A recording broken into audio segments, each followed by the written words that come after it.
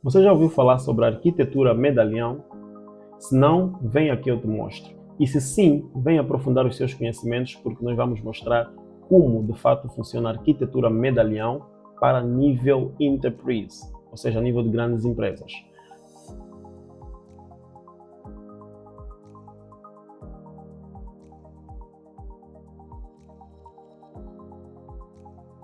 Queria fazer aqui uma promo sobre o grande evento que está a acontecer, Data Days. São 60 dias de várias lives com expertos na matéria falarem sobre Microsoft Fabric, Power BI, SQL. Então, também está a acontecer um evento de uma competição sobre Power BI. Então, eu vou deixar o link deste evento, Data Days, aqui na descrição. E para você que quer certificar-se numa dessas, em alguma tecnologia Microsoft voltada para dados, como Power BI, o Fabric ou SQL, é uma boa altura para receber esses vouchers. Então, eu tenho aqui este slide e eu vou mostrar. Nós já fizemos eu fiz uma migração do SQL Server para o Lakehouse e depois aplicamos a arquitetura medalhão para separar em camadas os nossos dados, nossa qualidade e a transição pela qual os dados passaram. E isso é basicamente o que acontece na arquitetura medalhão. Então, vamos continuar e para ajudar-te a entender ou partilhar contigo sobre a arquitetura medalhão, eu chamo-me Ladislau André, eu sou arquiteto de soluções para Data e Analytics, sou Microsoft Certified Trainer e lidero a comunidade Fabric Lusófono, como podem ver aqui no logotipo da comunidade. É uma comunidade onde falamos sobre Fabric e a ideia é ajudarmos-nos a certificarmos e partilhar conhecimento entre a comunidade, networking e partilhar também sobre oportunidades de trabalho. Portanto, se isto interessa, definitivamente clica no link abaixo que eu vou deixar também o link da comunidade Fabric Lusófono. Venha fazer parte. Portanto, vamos seguir e o importante aqui, se você não conhece alguma coisa sobre o Microsoft Fabric, meu amigo, esta é a altura ideal. O Fabric é uma plataforma de software como serviço e é uma integração, ela integra vários serviços e também como Power BI, o Data Factory, serviços de engenharia de dados como os Lakehouses, e o Fabric surgiu para resolver o problema de silos de dados que muitas empresas vinham a ter e também para acelerar o processo todo de ETL até o Analytics, até os dashboards ou a informação para a tomada de decisão chegar até ao usuário. Portanto, basicamente é isso sobre o Fabric e se você quer se aprofundar mais, venha fazer parte da comunidade Fabric Lusófono. Então, vamos lá e Migration Planning.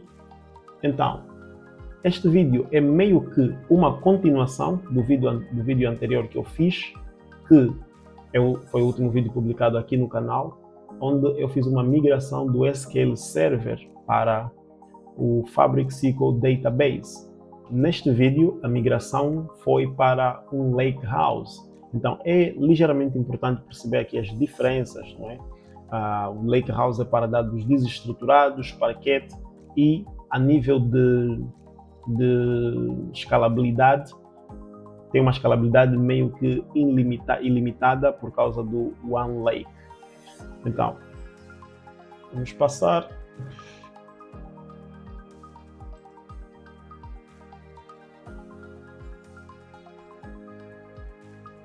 Bem, no vídeo anterior, a migração que eu fiz foi Lift and Shift, e a que foi feita neste vídeo é Modernize e Transform, que é fazer a migração e depois aplicar a arquitetura medalhão. Mas chega de papo, vamos aqui para o meu ecrã que eu te mostro na prática. Então, aqui nós temos o meu workspace, o meu ambiente Fabric, e eu vou entrar no meu workspace de engenharia de dados Fabric Lusófono.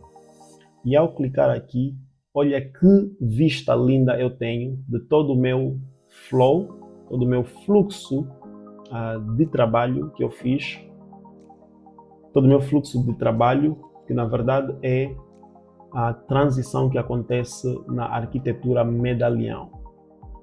Para quem não sabe o que é isso são os task flows que existem dentro do Microsoft Fabric. Então, agora tu não precisas desenhar o teu diagrama do teu processo de ETL numa outra plataforma, podes fazê-lo dentro do Microsoft Fabric. Então aqui nós começamos com uma ingestão de dados. Nessa ingestão de dados, nós temos um get data, que já vamos mostrar em detalhe, e depois um notebook. Depois temos a camada bronze, o Lakehouse Bronze, que é Adventure Works 2025 Bronze. Depois temos um outro notebook que faz o processamento desses dados da camada bronze para a camada de dados silver, e ao clicar aqui na silver temos também o Lakehouse Silver. Depois, outra vez um notebook que faz a transformação de dados de silver para gold. Temos o Lakehouse Gold, e aqui seria o modelo semântico e, consequentemente, o nosso relatório, ou os nossos relatórios. Nós vamos aqui que eu vou mostrar todos esses itens, tintim por tintim. Então, aqui temos a nossa atividade Copy Data, que poderia estar encapsulada dentro de um pipeline para eu ter uma orquestração se precisasse de ter mais atividades depois ou antes desta minha atividade de copiar os dados. Esta atividade copia os dados do SQL Server on-premises para o meu Lakehouse. E olha que para fazer essa migração eu precisei de instalar um Data Gateway.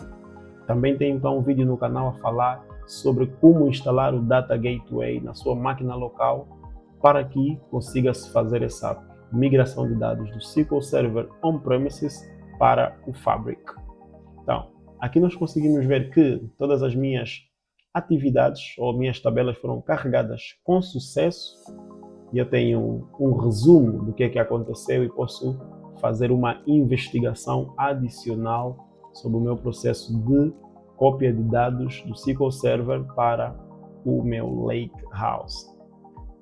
Logo após isso, o que é que aconteceu? Eu tenho os meus dados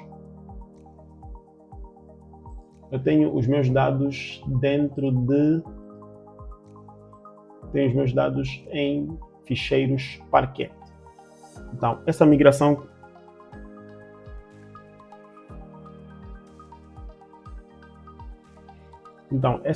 que foi feita, os dados aterraram, por isso é que eu tenho a pasta chamada Landing Zone. Alguns preferem chamar RAW, que é arquivos brutos, ou arquivo cru. Eu tenho a minha Landing Zone, que é onde os dados aterram, e eles aterram todos no formato Parquet. É uma boa prática ter os dados, uma zona de aterrissagem dos dados, onde os dados estão crus.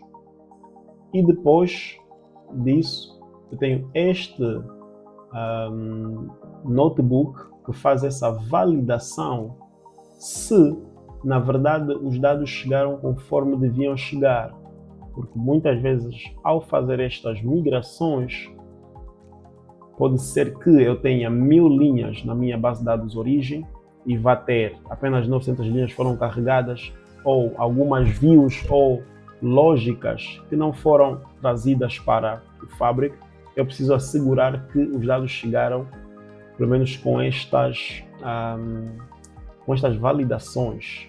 Todas as colunas chegaram, todas as linhas vieram, todas as tabelas chegaram até ao Fabric. Então, eu faço uma validação com este notebook e depois de fazer a validação, mapear todos os ficheiros e mapeá-los, eu então escrevo esses ficheiros para uma tabela Delta, depois de já mapeado. E aqui eu tenho um resumo do que é que aconteceu, ou seja, tem um resumo tabela por tabela, se foram escritas para o meu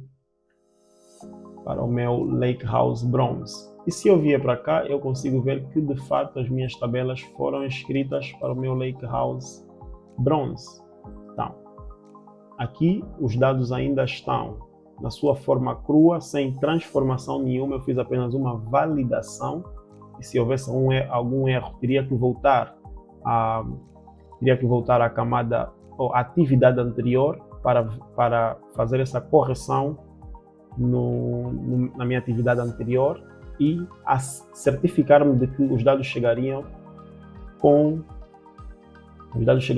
corretamente. Então, eu tenho aqui o meu Lakehouse Bronze e os meus dados chegaram corretamente, porque eu já fiz a validação no notebook anterior.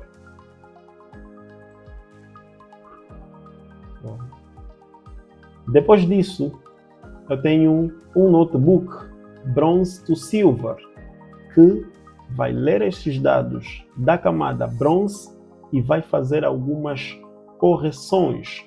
Aqui eu tenho uma configuração pequena, os helpers para ajudar na escrita do resumo do que fez este notebook, e eu vou fazer um data cleaning. Vou padronizar o nome das colunas, vou fazer várias operações para assegurar a qualidade de dados. Então, após eu fazer todas essas transformações nas minhas tabelas, eu vou escrever essas tabelas todas para a próxima fase, a próxima camada da minha arquitetura medalhão. Portanto, depois que eu fizer isto, os dados vão para a camada Silver. E aqui os dados já estão mais corretos, com uma qualidade maior em relação à camada Bronze.